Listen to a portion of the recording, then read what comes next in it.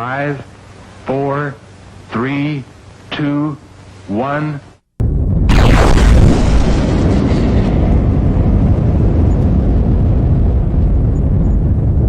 Now I am become death, the destroyer of worlds. ये तारीखी जुमला ओपनहेमर ने तब कहा जब उन्होंने दुनिया के सबसे ताकतवर बॉम्ब को एक्सप्लोड होते देखा। इनको अंदाजा ही नहीं था कि इनका बनाया हुआ बॉम्ब इतना खतरनाक भी हो सकता है जो पूरी दुनिया में तबाही ला सकता है, क्योंकि ये बॉम्ब बहुत ही खतरनाक और खौफनाक साबित हुआ, जिससे निकलने वाले हीट ने टावर तक को पिघला दिया। अब सवाल ये उठता है कि आखिर इतने खतरनाक बॉम्ब की इन्वेंशन की जरूरत क्यों पड़ी जिससे पूरी इंसानियत तबाह हुई। इस एटॉमिक बॉम्ब की इन्वेंशन में ओपनहेमर का किरदार किसी हीरो का था या विलन का। आगे जाकर कैसे इनकी इस क्रिएशन ने इनके पूरे करियर को खत्म कर दिया और उनको कंट्रोवर्सी का सामना करना पड़ा, जानते हैं आज की नई वीडियो में। जूलियस रॉबर्ट ओपनहेमर, इन्हें फादर ऑफ एटॉमिक कहा जाता है। इनका जन्म 22 अप्रैल 1904 को न्यूयॉर्क सिटी में हुआ। ये जॉज मजहब से ताल्लुक रखते थे। इनके फादर जूलियस एस ओपनहेमर एक वेल्दी जर्मन टेक्सटाइल मर्चेंट थे। ओपनहेमर बचपन ही से बहुत ज़हीन थे। इनकी इंटेलिजेंस का अंदाजा इस चीज से लगाया जा सकता है कि वो सिर्फ 10 साल की उम्र में हाई लेवल फिजिक्स पढ़ रहे थे। इन्हें मिनरल्स की प्रॉपर्टी के बारे में बहुत नॉलेज थी और इसी नॉलेज की वजह से 12 साल की उम्र में इन्होंने न्यूयॉर्क की मिनरोलॉजिकल क्लब में लेक्चर देने के लिए इनवाइट किया गया और फिर 18 साल की उम्र में केमिस्ट बनने के लिए हार्वर्ड यूनिवर्सिटी चले गए। इन्होंने 4 साल की डिग्री 3 साल में ही मुकम्मल कर ली। केमिस्ट्री के अलावा इन्हें फिजिक्स में भी इंटरेस्ट होने लगा और आगे जाकर इनका ये इंटरेस्ट पैशन में बदल गया और उन्होंने फिजिक्स की एक ब्रांच थ्योरेटिकल फिजिक्स में अपनी पीएचडी 1927 में मुकम्मल कर ली। जहां ओपनहेमर का एक ब्राइट साइड था तो वहीं उनका एक डार्क साइड भी था।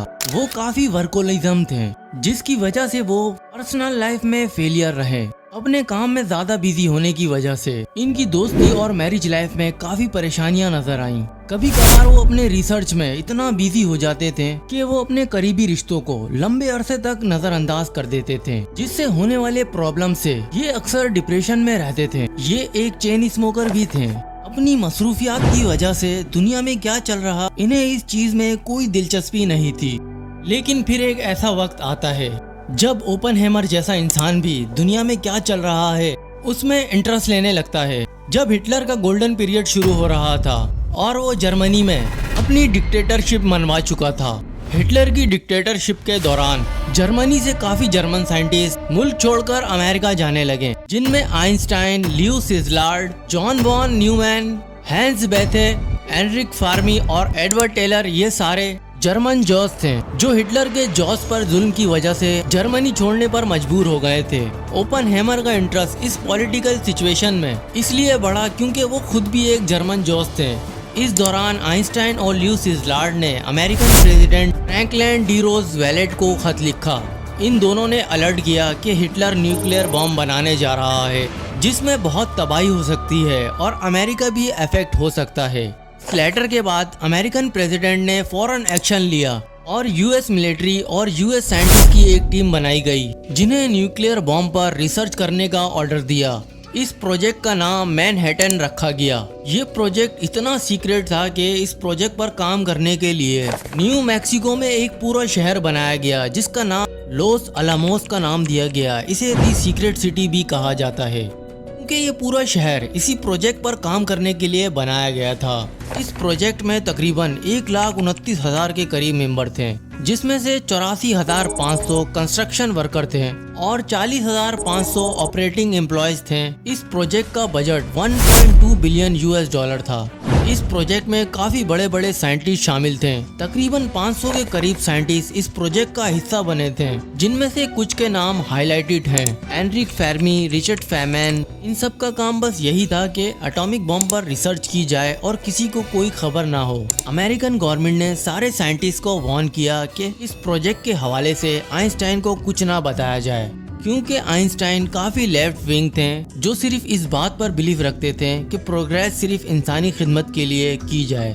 अमेरिका को डर था कि कहीं इनको बताने के बाद सिक्योरिटी रिस्क ना बढ़ जाए। वैसे तो अमेरिका इस वर्ल्ड वॉर 2 का बिल्कुल भी हिस्सा नहीं बनना चाहता था, लेकिन फिर भी वो अपनी प्रिपरेशन कर रहा था। हिटलर पोलैंड पे हमला करके वर्ल्ड वॉर 2 की शुरुआत कर चुका था। लेकिन अमेरिका को गुस्सा तब आया जब जापान ने 7 दिसंबर 1941 में अमेरिका के पर्ल हार्बर पर हमला कर दिया, जिसका जवाब देने के लिए अमेरिका ऑफिशियल स्टेटमेंट के साथ मैदान में उतरा। इस प्रोजेक्ट की ऑफिशियली शुरुआत 13 अगस्त 1942 में हुई। इस प्रोजेक्ट में अमेरिका यूके को भी कोलैबोरेशन के लिए इनवाइट कर चुका था। 17 दिसंबर 1942 को कर्नल लेस्ली ग्रोव्स को इस प्रोजेक्ट का हेड बनाया गया, तो उन्होंने ओपनहेमर को इस प्रोजेक्ट का लीडर बनाने का डिसीजन लिया। ओपनहेमर इस प्रोजेक्ट के शुरू होने से पहले ही इस पर रिसर्च कर चुके थे। ये एक ऐसा रिएक्शन होता है जिसमें एटम को स्प्लिट करके ज्यादा से ज्यादा एनर्जी बनाई जा सकती है। सबसे भारी एलिमेंट यूरेनियम होता है, जिसके एक एटम में 92 प्रोटॉन होते हैं और 146 न्यूट्रॉन होते हैं, जिसको अगर प्लस कर लिया जाए तो इसका एटॉमिक मास 238 बनता है। मगर यूरेनियम 238 इतना फिशनेबल नहीं था कि जिससे एटॉमिक बॉम्ब बनाया जा सके। यूरेनियम 238 से यूरेनियम 235 को निकालना बहुत ज़रूरी था। यूरेनियम 235 ही एक ऐसा एलिमेंट था जिससे अनस्टेबल एनर्जी बन सकती है। यानी अगर यूरेनियम 235 को न्यूट्रॉन से रिएक्ट करवाया जाए तो ये दोनों स्प्लिट होकर खतरनाक एनर्जी बनाती है। स्प्लिट होने के बाद दोबारा नए यूरेनियम 235 बनते हैं जो दोबारा न्यूट्रॉन से रिएक्ट करते हैं और ये रिएक्शन बार बार होता है। ये चेन रिएक्शन सिर्फ चंद लम्हों में होता है और इसका रिजल्ट बड़े पैमाने पर धमाके की सूरत में निकलता है।